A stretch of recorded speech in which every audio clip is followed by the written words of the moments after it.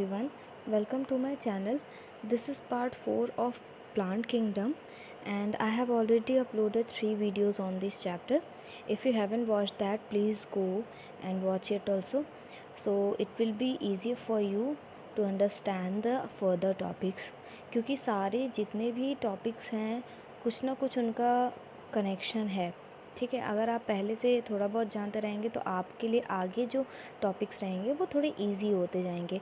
ठीक है, तो इसके लिए आप पहले भी जो चीज़ें हैं उसको पढ़ते रहें. ठीक, सो उस जो प्रीवियस वीडियोस हैं इस चैप्टर की, उसका जो लिंक है I will give it in the description box, so it will be easier for you to search it.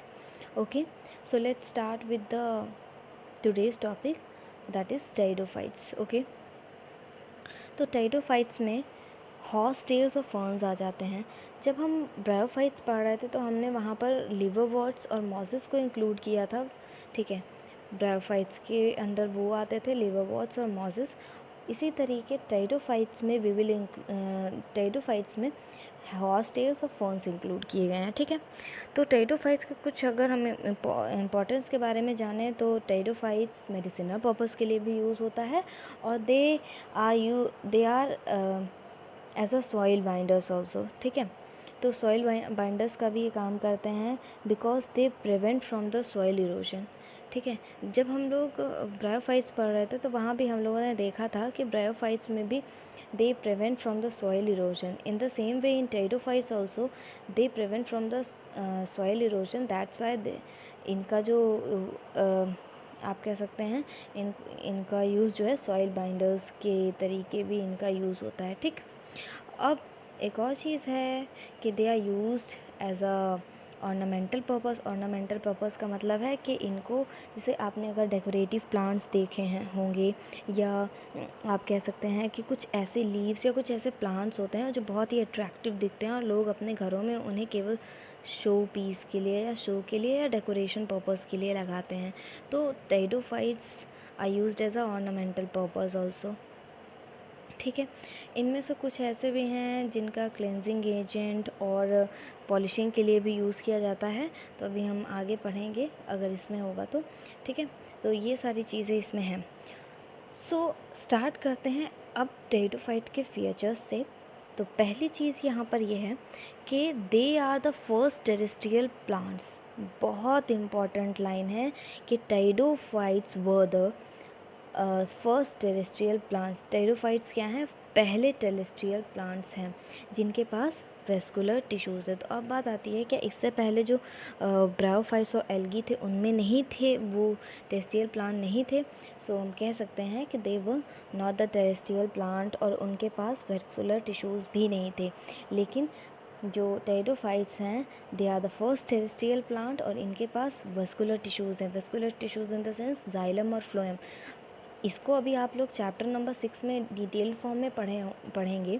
But अगर आप लोगों ने 9th क्लास में थोड़ा सा पढ़ा हो, टिश्यूज़ चैप्टर वहाँ पर है, तो वहाँ पर थोड़ा बहुत जाइलम और फ्लोएम के बारे में बताया गया है. तो जाइलम का क्या यूज़ होता है, क्या काम होता है?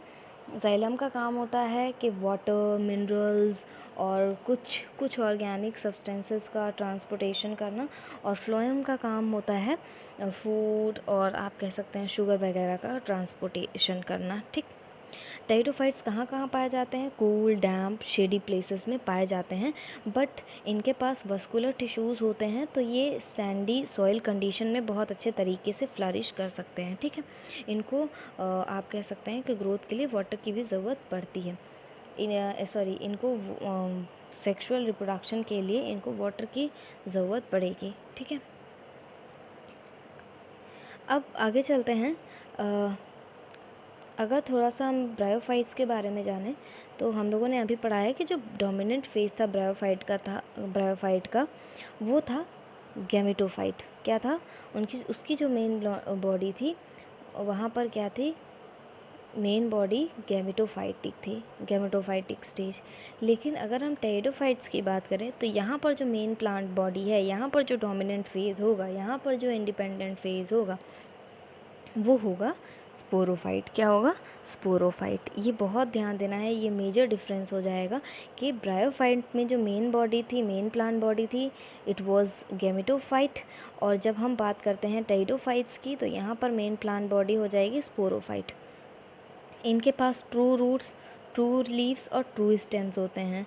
जब हम लोगों ने ब्रायोफाइट्स पढ़ा था तो वहाँ पर ट्रू रूट्स, ट्रू लीव्स और ट्रू स्टेम्स नहीं थे, वो वहाँ पर root like, stem like, leave like structure थे। ठीक, यहाँ पर ट्रू रूट्स, ट्रू स्टेम्स और ट्रू लीव्स हैं। ओके, अब इनके अगर हम लोग लीव्स की बात कर लें तो इनके पास इनके अंदर जो लीव्स प्रोड्यूस होती हैं वो स्मॉलर और लार्जर लीव्स होती हैं। ठीक है, तो जो स्मॉलर लीव्स होंगी, ऐसे टाइडोफाइट्स जिनमें स्मॉलर लीव्स होंगी, इन्हें हम लोग माइक्रोफिल्स बोलते हैं। माइक्रो मतलब छोटा, फिल्स का मतलब लीव्स। तो ऐसे टाइडोफाइट्स जिनमें छोटी छोटी लीव्स होती हैं उनको हम लोग माइक्रोफिल्स बोलते हैं। और उसका एग्जाम्पल आपका हो जाएगा सिलाजिनेला। ठीक है, it's very important to remember the example. अगर आप एग्जाम्पल को याद करके रखेंगे तो it will be easier for you to do in your best, to do best in your examination. ठीक है, तो आप लोग इसको भी याद करके रखिए कि क्या किसका एग्जाम्पल है। तो आपका माइक्रोफिल्स में एग्जाम्पल आ जाएगा सिलाजिनेला का। It means they have a small leaves. अगर लार्जर लीव्स की बात करें तो लार्जर ऐसे टेरिडोफाइट्स जिनके पास बड़ी लीव्स होती हैं, लार्जर लीव्स होती हैं, उन्हें हम लोग मैक्रोफिल्स बोलेंगे। और उसका एग्जाम्पल हो जाएगा फर्न्स। ठीक है, उसके क्या एग्जाम्पल हो जाएंगे? फर्न्स। अब यहाँ पर एक बात की गई है स्पोरोफिल की। ठीक है, अब ये स्पोरोफिल क्या होता है? तो टेरिडोफाइट्स दे के पास में स्पोरोफिल होता है। क्या होता है? स्पोरोफिल। अब ये स्पोरोफिल क्या है कि sporophyll are those structure that contain sporangia. Sporophyll are those character which contain sporangia. अब sporangia तो पता है आप लोग को, अगर नहीं पता है तो ये क्या sporangia क्या होता है कि एक ऐसे ग्रुप ऑफ सेल्स हैं जिनको स्पोरोजीनस सेल कहा जाता है। और these cells have mother gamete cells। क्या होंगे? एक पास मदर गैमेट्स सेल होंगे जिनमें मियोसिस होगी, फिर गैमेट्स प्रोड्यूस होंगे। तो ये जो गैमेट्स प्रोड्यूस होंगे वो मेल भी हो सकते हैं और फीमेल भी हो सकते हैं। तो इसमें स्पोरोफाइट्स क्या बियर करते हैं? स्पोरेंजिया बियर करते हैं। And they have a subtended leaf like appendages. ठीक है, अभी कहा ना, मान लीजिए कि ये ऐसे है लीफ लाइक अपेंडेजेस, ऐसे करके लीफ लाइक अपेंडेजेस हैं, तो इसको हम लोग क्या बोलेंगे? स्पोरोफिल्स बोलेंगे। ठीक है, क्या बोलेंगे? स्पोरोफिल्स। तो ये स्पोरोफिल्स एक ऐसे स्ट्रक्चर होते हैं जिन दैट कंटेन स्पोरेंजिया।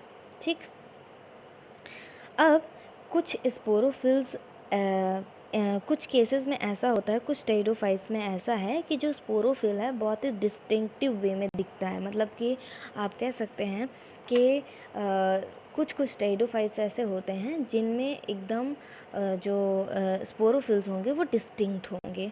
तो यहाँ पर जैसे कि मान लीजिए कि स्पोरेंजिया प्रेजेंट होते हैं, ठीक है, स्पोरोफिल्स में। तो ये जो स्ट्रक्चर होगा, ठीक है, ये जो स्ट्रक्चर होगा, let me show the structure this one. ठीक है, जैसे कि ये स्ट्रक्चर होगा जहाँ पर ये जहाँ पर स्पोरेंजिया प्रेजेंट होंगे। So this structure is called as strobilus, strobili या स्ट्रोबिली, या फिर आप इसे कोन भी कह सकते हैं। ठीक है, यहाँ पर स्ट्रोबिलस दिया हुआ है तो आप कह सकते हैं स्ट्रोबिल, या तो फिर इनको हम कोन भी कह सकते हैं। ठीक है, तो स्पोरेंजिया के अंदर में क्या होते हैं? गैमीट मदर सेल्स होंगे जो कि मियोसिस करेंगे to produce haploid cells. Okay, अब आगे बढ़ते हैं। जैसे कि इसमें कुछ एग्जांपल्स दिए हुए हैं, सिलाजिनेला और इक्विसेटम। ठीक, तो वही चीज़ यहाँ पे दिया हुआ है कि ऐसे कुछ स्पोरोफिल्स जिनमें एकदम जो ऐसे टेरिडोफाइट्स जिनमें स्पोरोफिल जो है बहुत ही डिस्टिंक्टिव वे में दिखें या डिस्टिंक्टिव होते हैं, उसमें उस स्ट्रक्चर को हम क्या बोलेंगे? स्ट्रॉबिली और कोन्स बोलेंगे। उसके एग्जांपल आपका हो जाएगा सिलाजिनेला और इक्विसेटम। स्पोरेंजिया में अभी मैंने बताया कि sporangia will produce spores by meiosis in spore mother cells. और ये जो स्पोर्स होंगे, the spores germinate to give rise to inconspicuous small but multi cellular आप कह सकते हैं multi cellular free living mostly photosynthetic thalloid gametophytes called prothallus. अब ये प्रोथैलस क्या है, तो पहले एक छोटा सा आप ये जान लीजिए कि जो टेरिडोफाइट्स होते हैं दे आर बोथ होमोस्पोरस भी होते हैं और वो हेट्रोस्पोरस भी होते हैं। ठीक है, हेट्रोस्पोरस भी होंगे और होमोस्पोरस भी होंगे। होमो का मतलब होता है कि एक वन काइंड ऑफ स्पोर्स को प्रोड्यूस करना। हेट्रो का मतलब होता है two kinds of spores produce करना। तो जो टेरिडोफाइट्स होंगे they can be homosporous also और they can be heterosporous also. तो जो ये होमोस्पोरस होंगे they will produce one kind of spores, और जो हेट्रोस्पोरस होंगे they will produce two kind of spore. ठीक, तो ये जो दो काइंड ऑफ स्पोर्स होंगे इनके नाम होते हैं। ठीक है, पहला आपका हो जाएगा मेल स्पोर्स और सेकंड हो जाएगा आपका फीमेल स्पोर्स। तो मेल स्पोर्स को कहा जाता है माइक्रोस्पोर और फीमेल स्पोर को क्या कहा जाता है, मेगास्पोर। क्या कहा जाता है, मेगास्पोर। ठीक, तो अब इन स्पोर्स का काम क्या होता है। ठीक है, अभी तो मैंने बताया कि ये दो स्पोर्स होंगे, एक मेल स्पोर्स होगा एक फीमेल स्पोर्स होगा। मेल स्पोर्स को हम लोग माइक्रो और फीमेल को मेगास्पोर बोलेंगे।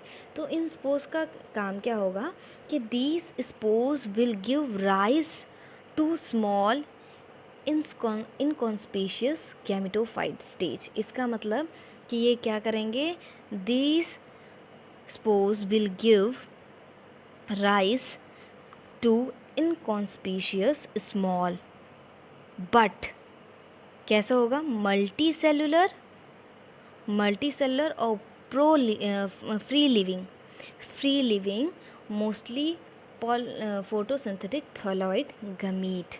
ठीक है, तो ये स्पोर क्या करेंगे, ये क्या करते हैं कि this will give rise to small but multicellular inconspicuous free living gametophyte stage मतलब haploid stage called as prothallus. उसको क्या कहा जाएगा, प्रोथैलस कहा जाएगा। तो ये माइक्रोस्पोर्स ये जो स्पोर्स हैं, ठीक है, इनका यहाँ पर बताया गया है काम। ओके, अब ये जो गैमेटोफाइट्स होते हैं, ठीक है, ये जो गैमेटोफाइट्स होंगे इनको कूल डैम शेडी प्लेसेस चाहिए अच्छे से ग्रो करने के लिए, क्योंकि ये आप अगर कहा जाए इनके ग्रोथ के बारे में, तो इनकी जो ग्रोथ होती है बहुत ही रिस्ट्रिक्टेड होती है टू द जियोग्राफिकल एरिया।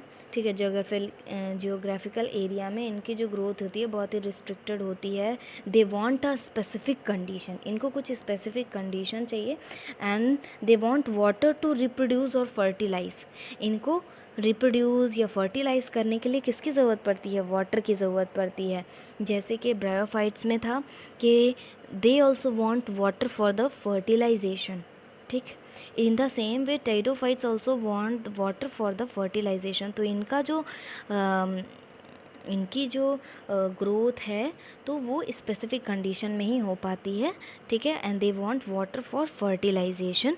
तो इसीलिए आप ये कह सकते हैं कि जो टेरिडोफाइट्स है वो आपको बहुत ही लिमिटेड एरियाज़ में देखने को मिलेंगे। तो they are restricted to narrow geographical regions. ठीक, जो गैमेटोफाइट्स होंगे, अभी कुछ देर पहले ही मैंने बताया कि जो गैमेटोफाइट्स होंगे वो क्योंकि जब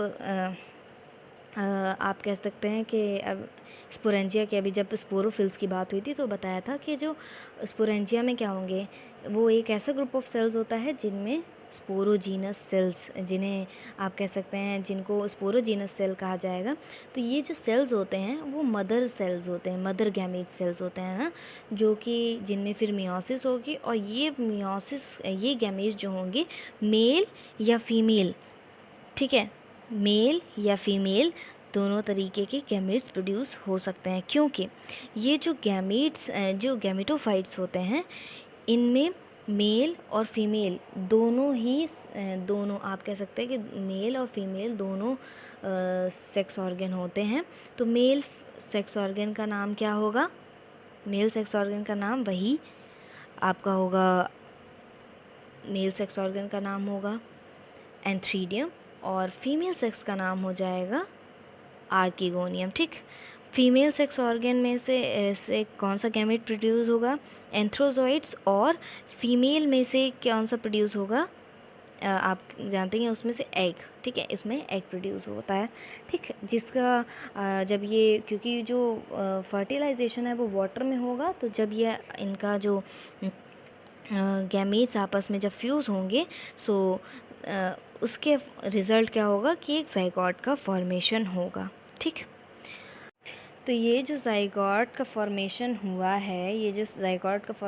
है, it will produce a multi cellular well differentiated sporophyte.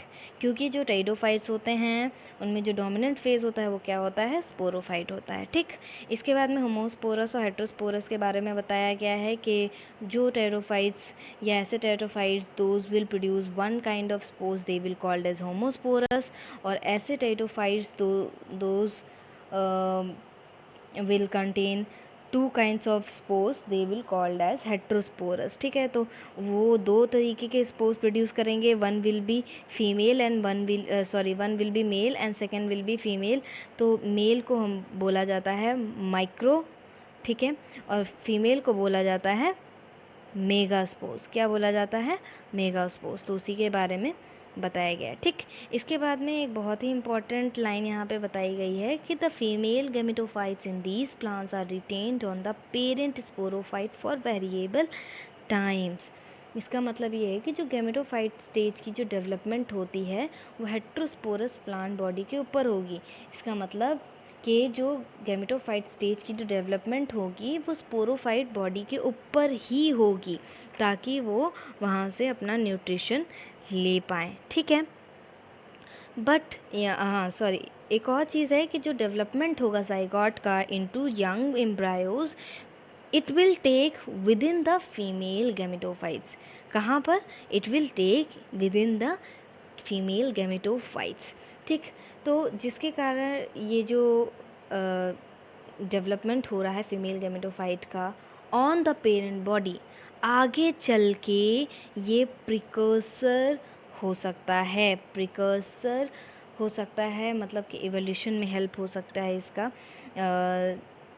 Precursor हो सकता है, सीड मतलब सीड का फॉर्मेशन हो सकता है।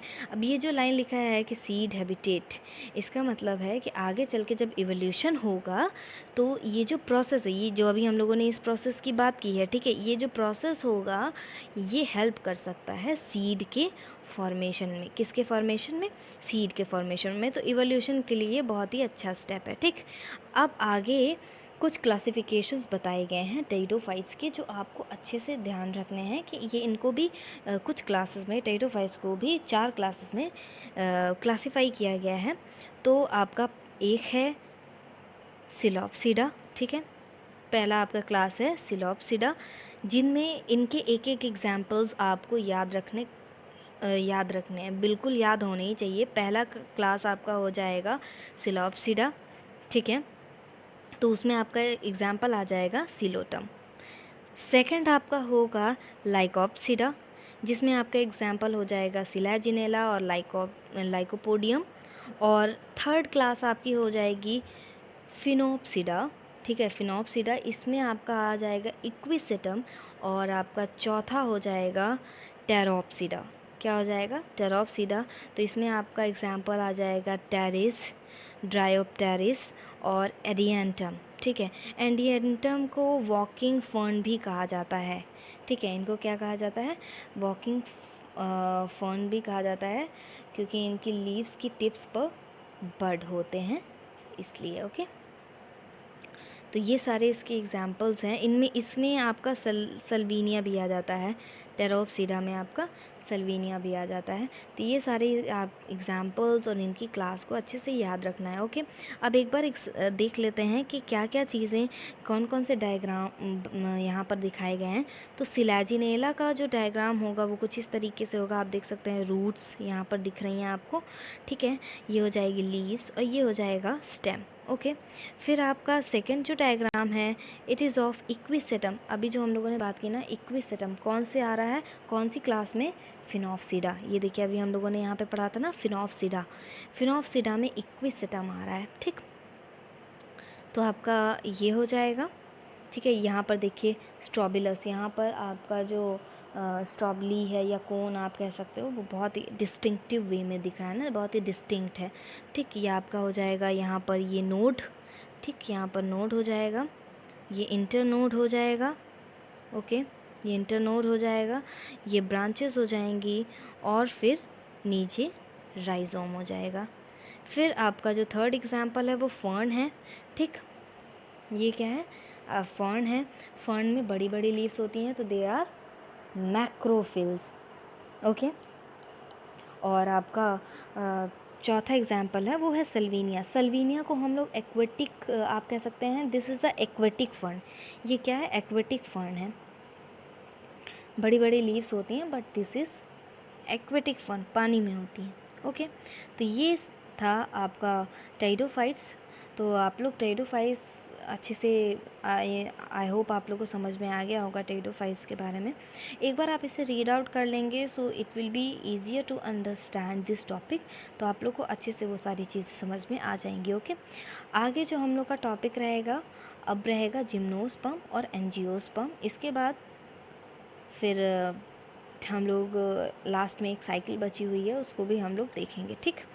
So if you like my video, please don't forget to subscribe, like and share. See you in the next video. Thank you.